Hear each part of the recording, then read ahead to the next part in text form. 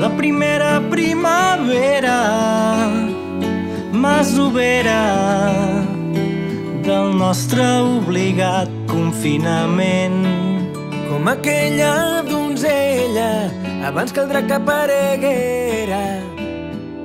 Li deia amb fermesa al cavaller: dona'm una llança per trets d'esperança, fruit del nostre amor. Passarem junts un Sant Jordi diferent, amb l'anhel de la nostra gent. Confinats entre quatre parets, junts, sense roses al carrer, però amb un llibre molt potent que avui porta per nom Tot anirà bé.